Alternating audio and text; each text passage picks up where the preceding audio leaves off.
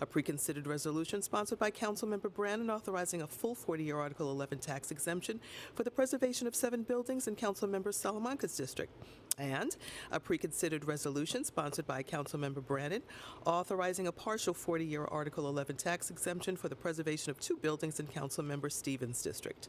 Next, we'll vote on the following land use items: the Timberley Terrace Empire State Development Corporation grant application, an HPD request for the council's support for the city's application requesting $4 million in capital funding from the Empire State Development Corporation under the Restore New York Communities Initiative for the reconstruction and redevelopment of the Timberley Terrace project in Councilmember Salam's district.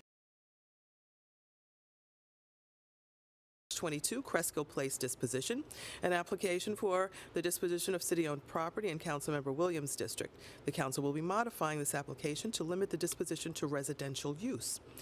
817 Avenue H rezoning will facilitate a new 9-story mixed-use building with 42 housing units, 11 of which are affordable under MIH Option 1, community facility space, and 20 accessory off-street parking spaces in Councilmember Lewis's district. The council is modifying this application to reduce the rezoning area to require a transition in height from the development site to neighboring homes and to strike the MIH Option 2 and add the deep affordable option. Lastly, 2 applications in Councilmember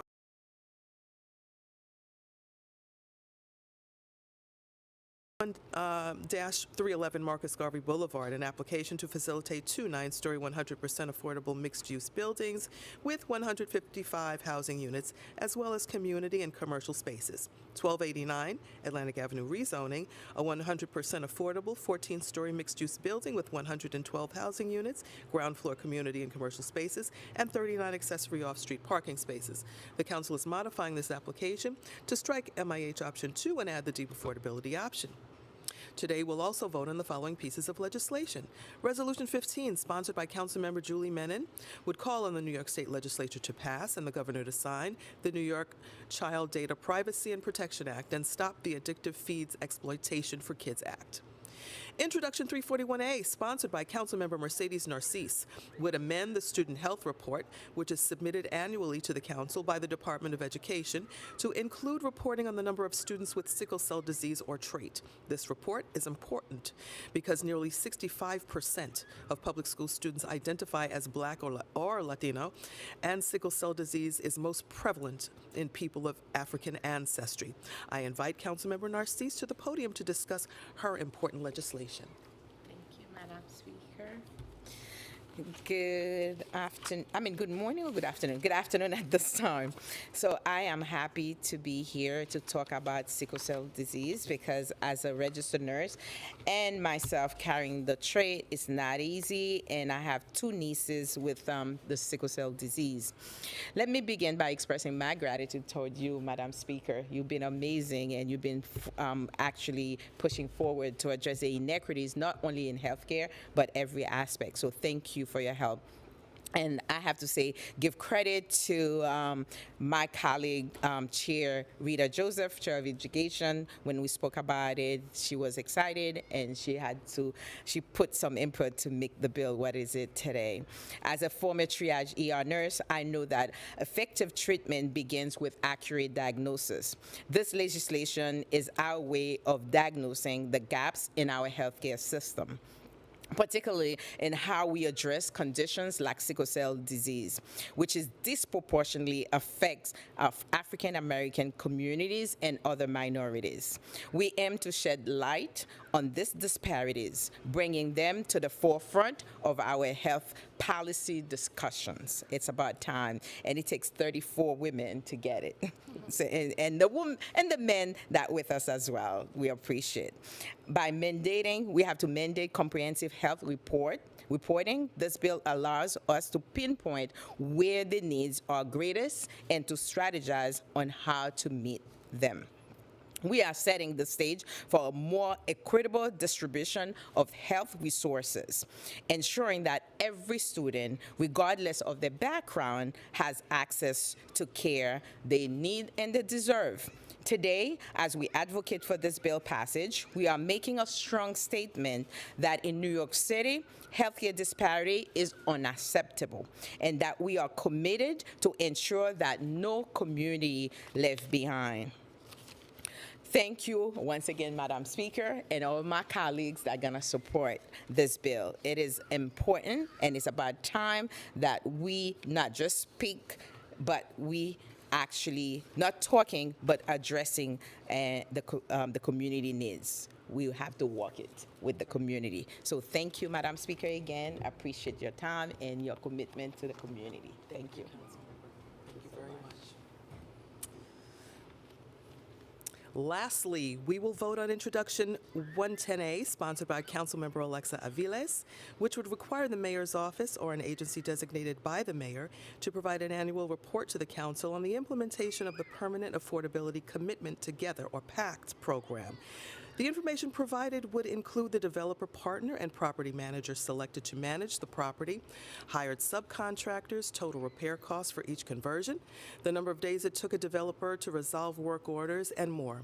This legislation will bring needed transparency to NYCHA residents, the council, and the public about the impact of the PACT program, and I invite Councilmember Aviles to discuss her important legislation. Thank you. Good afternoon. Excited room, huh? I am just so proud to be here that we will be voting on this Introduction 110 on this legislation. As the former chair of the Committee on Public Housing, I am so glad that we are able to codify reporting on some really fundamental details around the now 7-year-old initiative called the Permanent Affordability for Commitment Together, or PACT program. Countless public housing hearings go by at which NYCHA touts this program's dual goals of both improving the authority's bottom line as well as improving the conditions for public housing residents. This past fiscal year alone, NYCHA allocated nearly $500 million into this privatization push, and yet the agency has not conducted a serious analysis or provided the public with coherent and consistent data across all of the conversions. So while NYCHA has made improvements in these 7 years, we deserve to understand how PACT's effectiveness is, especially since we continue to maintain a robust pipeline into this program. So I'm deeply grateful to Speaker Adams and to Chair Banks, who've also seen the importance of this bill's reporting requirements and have lent their support to its passage. Additionally, this legislation truly just would not be possible without the robust conversations with NYCHA residents, both pre and post conversion, with our advocates, Residents to Protect Public Housing, the Red Hook Justice Center, Community Voices Heard, and so many more. And of course, I have to thank the staff who worked on this legislation, particularly Connor Mealy and my Legislative and Budget Director, Christina Bottego. So Intro 110A really unearths some basic functionality around the PACT program. It talks about it. It reports on how vacancy rates have fared, and I'm really proud to advance this legislation in a very opaque system. So happy to answer any questions, and thank you all. Thank you. Thank you very much, Councilmember. That does conclude our stated agenda, and with that, we'll take on topic questions first. On topic, like, that's going to happen in the stated, it doesn't have to be about those three. We'll keep on topic to the bills. What we just addressed, the legislation. Great bills, everyone. Great bills. Support. Thank you. Thank you for that. Glad to grab your questions on those. Yesterday, the mayor said you're one heck of a dancer, mentioned Bayside. Come on. So yes, I am. I am a heck of a dancer. I'm still a heck of a dancer, actually. So, yeah, I would agree with that statement. Okay, two more questions. The signs on the council members' desks, the ceasefire cancel. Yeah. They've been up for months. Why now? What changed? And then secondly, what happens if a council member does not comply? Yeah, thank you for the question. We have allowed a lot of, levity and grace when it comes to the signs on the desks in chambers. The war in the Middle East has caused a lot of pain to exponential numbers of people, including members of our city council, my colleagues. Why now? Well, in accordance with council rules, council members are prohibited from displaying signs in the council chambers during council meetings that are out of order or affixing signs to the historic desks. Now, those desks may not seem too historic to some folks, but, and Jeff is smiling, those are very, very old desks. They do carry tradition, and I can let you know that. Sometimes the materials that are used for the posters can cause damage to that property. No one of us owns that property in the chambers. All right, that is it belongs to institutional city council. And again, the desks are historic, and truthfully, this is a common type of regulation observed by many legislative bodies. It's not uncommon at all, So we're not unique in regulating this. And additionally, council members' desks, once again, they are city council, city property, historic property, and we're going to respect the rules. But they've been using those same desks like a few months ago when they first started placing the signs.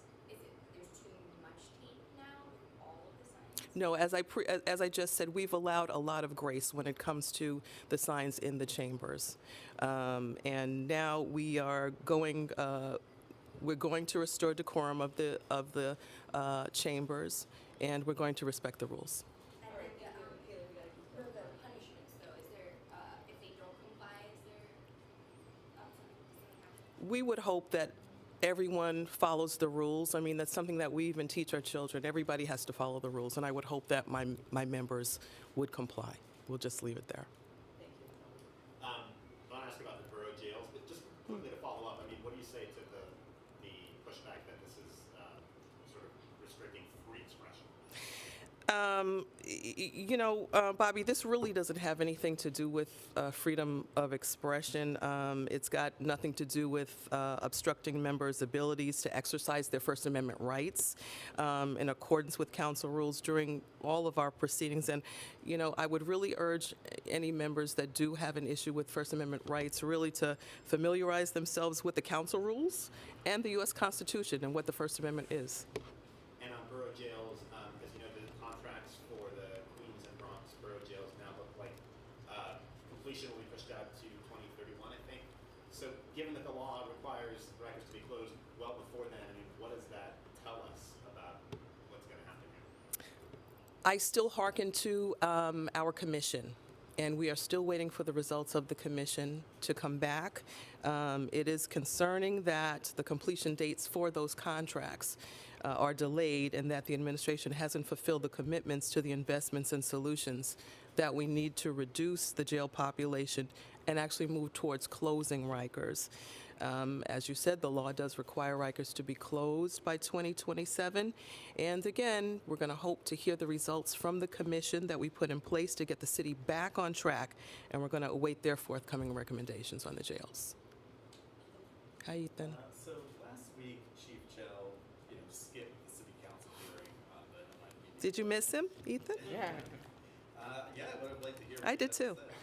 had to say. But during the hearing, the NYPD's legal affairs head, many times to your questions said that he couldn't answer them because of the DOI investigation that was launched the day before. But then Chief Chell continued the same behavior that you wanted to ask about. Do you think that's a glaring contradiction there? And, what does it say that you skipped that hearing? And then also, on a separate topic, earlier this week it was reported that the council is, well, specifically, you're looking to advance legislation that would make the mayor run high-level appointments by the council. I guess, what appointments would that cover, and what's the Thank you. I'll address the first question first because it has to do with conversations that we're having right now on advice and consent, and there's no legislation to comment on, so there really isn't anything further to say on that part. As far as the NYPD and what goes on social media, it was very disappointing that high-level NYPD chose not to, or were instructed, I don't even know, not to come to our hearing. But the conduct that's displayed by certain NYPD executives on social media, you know, we can say that, you know, it's been unprofessional, inappropriate, and it's been dangerous. I've said it before, particularly coming from the agency that's tasked to preserve peace, tasked with the safety of New Yorkers. And some of the comments have been inflammatory. They've been incorrect. And I quite frankly can't see how this approach actually improves public safety. I can't see how it builds public confidence in the department when some executives are actually attacking members of the public, attacking journalists, attacking elected officials, and thinking that this is okay, that this behavior is all right. It really does make the work of the dedicated rank and file officers harder. I can let you know that rank and file officers are not proud of this. I've spoken to a lot of them. They're a bit embarrassed by it. And it's you know, it's in the current vernacular, it's not a good look. It's not a good look. One more thing on the sign. Yeah, did something change? Like, was there a complaint from a member, or was this from within your own office that you decided to enforce the sign on the desk? And then second, with Randy Mastro, it's been a month. He's been meeting with members. Are you planning to meet with Mastro to hear him out? And also, are you hoping that the mayor's office chooses another corporation counsel to nominate instead? I'll deal with the sign, the desk stuff, which I already addressed. There were no complaints on the signs. It's just something that, again, we felt that we'd given a lot of latitude for members, you know, to express themselves via the signs, and now it's just time. Let's just go back to the rules. As far as Randy Mastro, sure, I'd meet with him. You know, I would meet with him. I have not. You know, and officially, Jeff, we still have no nominee. So I'll you know, harken back to that response also. We still have no nominee on paper to speak of, but sure, I wouldn't mind meeting with Randy Mastro. Any other questions? That's it. Thank you all very much. Thank you, Madam Speaker. Okay, you're welcome. Let's get to work. Yes, let's do it.